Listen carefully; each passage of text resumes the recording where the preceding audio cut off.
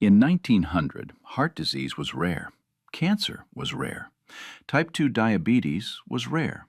Autoimmune disease was rare. By 2026, they are the leading causes of death and disability in the developed world. Something changed. And the answer the pharmaceutical industry offers is, here are the drugs to manage these conditions. The answer that's harder to sell, because nobody profits from it, is that we stopped eating the foods that prevented them in the first place.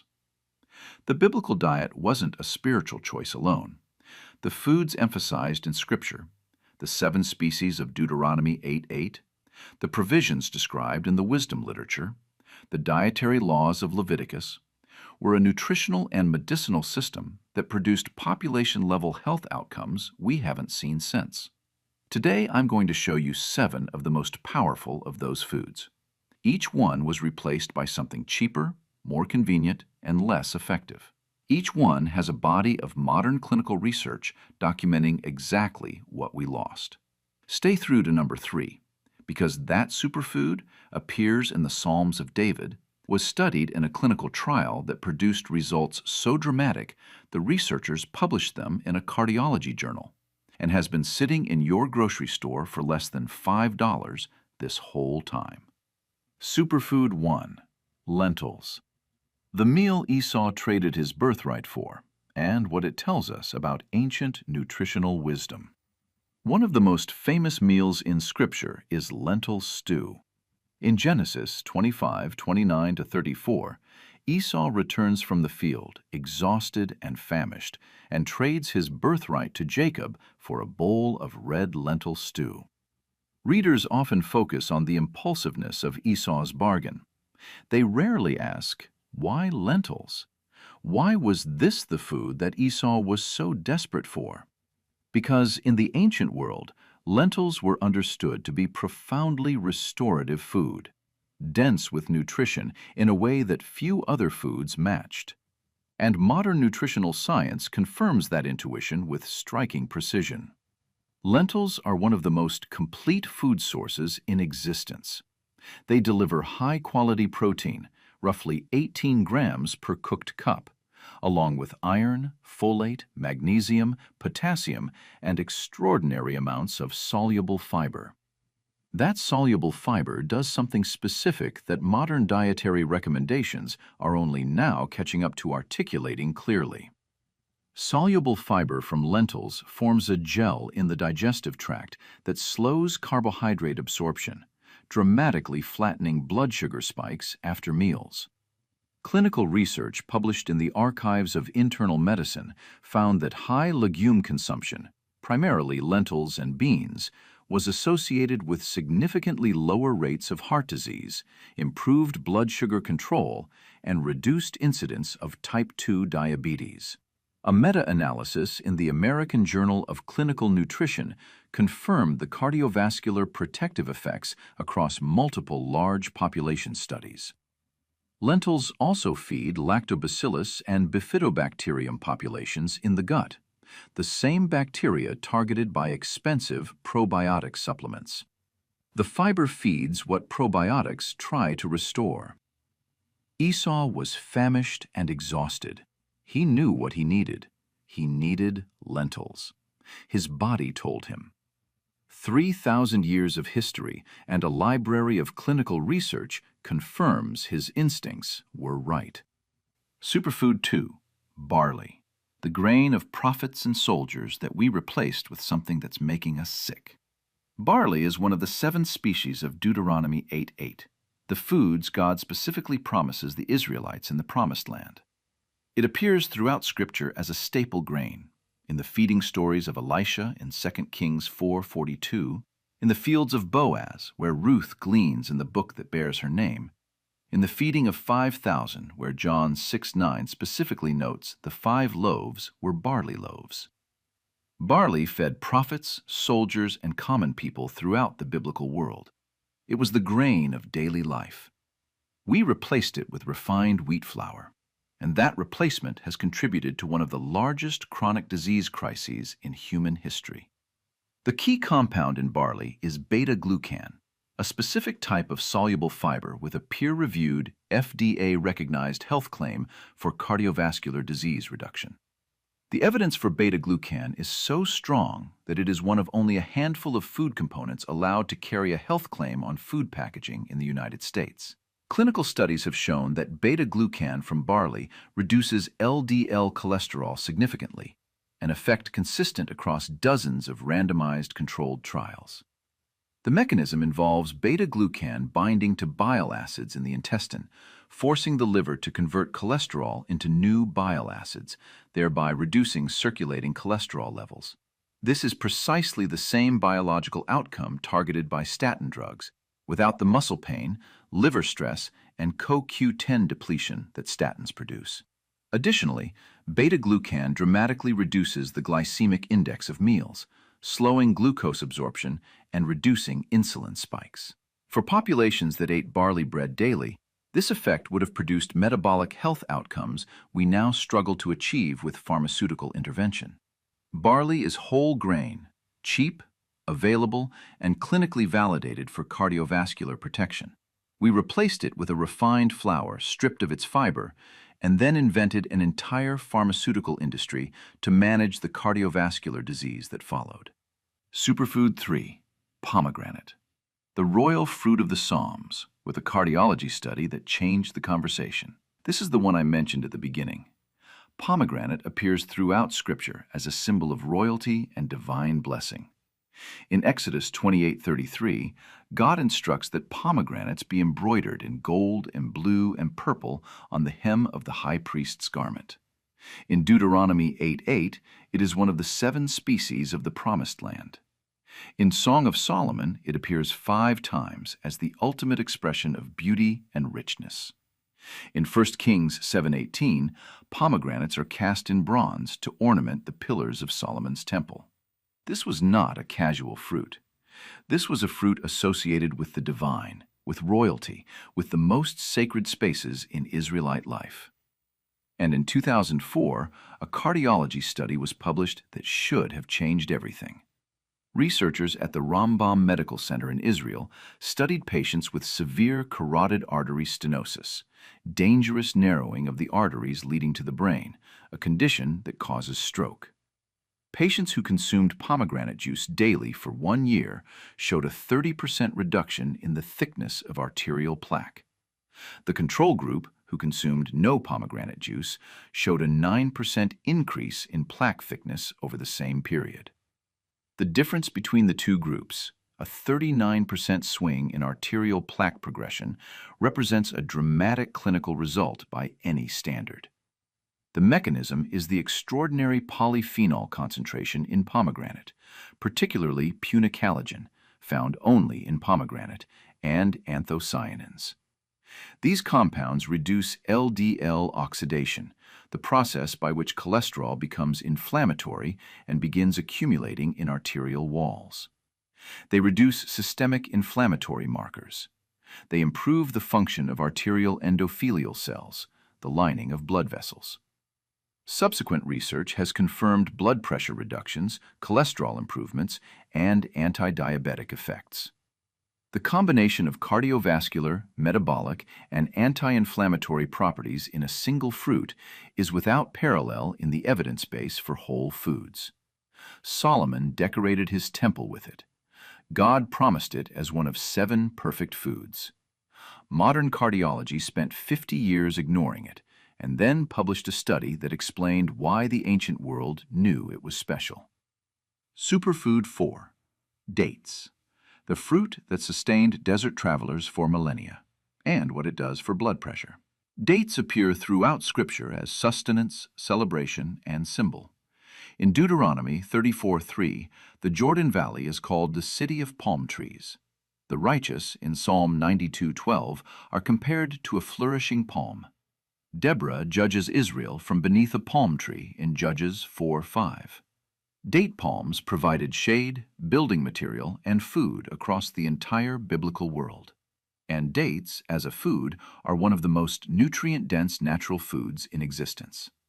Dates are extraordinarily rich in potassium, approximately 20% of the daily recommended intake per 100-gram serving. They contain magnesium, manganese, copper, and B vitamins in significant concentrations. And their fiber content, a mix of soluble and insoluble, has specific effects on cholesterol and blood sugar that modern research has documented carefully. A study published in the Journal of Agricultural and Food Chemistry found that consuming dates daily for 4 weeks significantly reduced triglyceride levels and oxidative stress markers without increasing blood sugar, a finding that surprised researchers given dates' natural sugar content. The fructose in whole dates bound in fiber matrix is absorbed fundamentally differently than refined sugar, explaining the absence of the blood sugar spike typically associated with sweet foods. For blood pressure, the potassium and magnesium combination in dates works on the same biological pathways targeted by pharmaceutical antihypertensives. Potassium promotes kidney excretion of sodium and relaxes blood vessel walls. Magnesium relaxes arterial smooth muscle. The combination produces clinically meaningful blood pressure reduction in hypertensive patients. Desert travelers carried dates because dates kept them alive and functional in extreme conditions. The caloric density, the electrolyte content, the sustained energy from fiber-bound sugars. This was performance nutrition developed over millennia of practical application. We replaced it with energy bars made of refined ingredients and then created a pharmaceutical industry to manage the hypertension and metabolic disease that followed. Superfood 5. Olive oil. The most mentioned food in Scripture, and the one that Mediterranean doctors have been prescribing for decades. Olive oil is the most mentioned food substance in the entire Bible. It appears in religious ceremonies, in dietary instructions, in healing practices, in economic life, and in metaphor throughout both testaments. The olive branch is peace. The anointing oil is divine favor. The lamp oil is wisdom. There is no food more woven into the fabric of Scripture than olive oil. And there is no food with a stronger body of modern clinical evidence for human health. The Predimed trial, Prevención con Dieta Mediterránea, is one of the largest nutrition intervention trials ever conducted. Researchers randomized over 7,400 participants at high cardiovascular risk to either a Mediterranean diet supplemented with extra virgin olive oil, a Mediterranean diet supplemented with nuts, or a low-fat control diet. The trial was stopped early by its safety monitoring board because the results were so significant it was considered unethical to continue denying the olive oil group its benefits. The extra virgin olive oil group showed a 30% reduction in major cardiovascular events compared to the control group. Stroke risk was reduced by 33%. These are effect sizes that rival the most effective pharmaceutical cardiovascular interventions. The mechanism is oleocanthal, a compound in extra virgin olive oil that inhibits COX-1 and COX-2 enzymes, the same enzymes targeted by ibuprofen. The researcher who identified this, Paul Breslin at Monell Chemical Senses Center, published his discovery in the journal Nature after noticing that the throat-burning sensation of fresh extra virgin olive oil was identical to that produced by ibuprofen. The compound works like a natural anti-inflammatory drug, present in every tablespoon of genuine extra virgin olive oil. God instructed Moses to use olive oil as the base for the anointing oil. Ancient Israelites anointed the sick. Modern clinical trials confirm that regular consumption of the oil produces measurable reductions in cardiovascular disease, inflammation, and mortality. Superfood 6. Raw honey.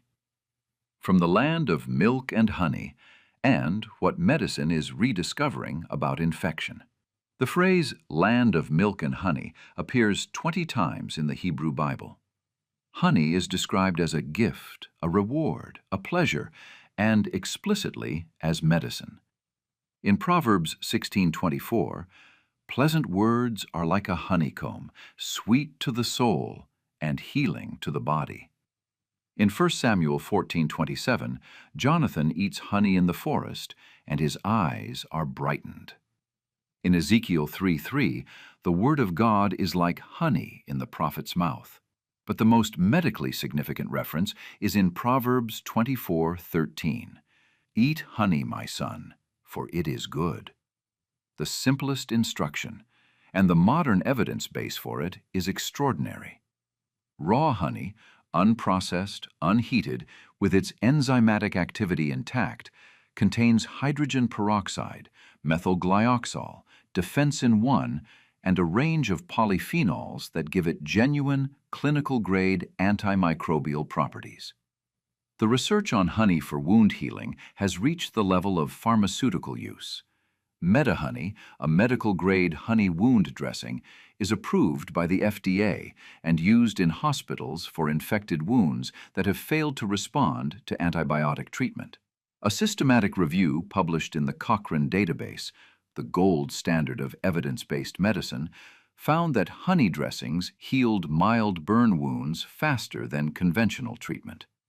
Multiple studies have shown honey effective against antibiotic-resistant bacteria, including MRSA, the same resistant strain that thyme also shows activity against.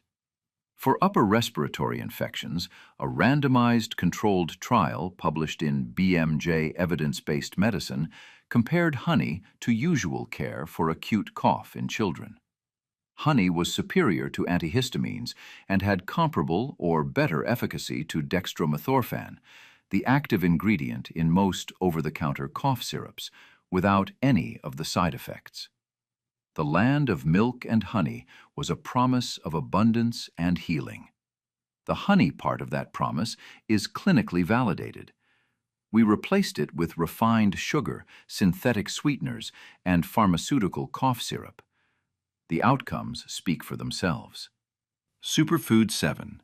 Figs, the fruit of the prophets, and what gastroenterology is finally saying about gut health. Figs appear in Scripture from the very beginning. In Genesis 3:7, Adam and Eve cover themselves with fig leaves, the first use of the fig tree recorded in Scripture. Jesus interacts with fig trees in multiple gospel accounts. Micah 4:4 describes the ultimate peace as every man sitting under his own vine and fig tree.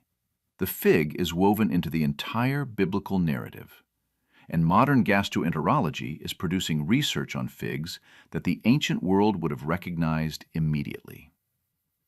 Figs, Ficus carica, are one of the most concentrated prebiotic foods in existence. Their fiber content, particularly pectin and fructooligosaccharides, dramatically increases populations of beneficial bifidobacterium and lactobacillus in the gut, the same bacteria that expensive probiotic supplements aim to introduce. A clinical study published in the Journal of Nutritional Science found that fig consumption significantly altered the gut microbiome in beneficial directions within 2 weeks of daily consumption. For blood sugar management, fig leaf extract has been shown in clinical research to reduce the insulin dose required by insulin-dependent diabetic patients. The mechanism involves compounds that improve peripheral insulin sensitivity and slow glucose absorption. For digestive regularity, dried figs have documented effectiveness comparable to pharmaceutical laxatives in treating chronic constipation, with a superior side effect profile. No cramping, no dependency, no electrolyte disturbance. Isaiah prescribed a poultice of figs for King Hezekiah's fatal infection in 2 Kings 27. The king recovered. We don't know the precise mechanism of that recovery, but we know that figs contain phycin, a proteolytic enzyme with documented antimicrobial properties, and that the prebiotic effect of figs on immune function is now clinically established. Every man under his fig tree, a picture of peace and abundance, but also a picture of daily access to a food that was quietly maintaining the health of a civilization.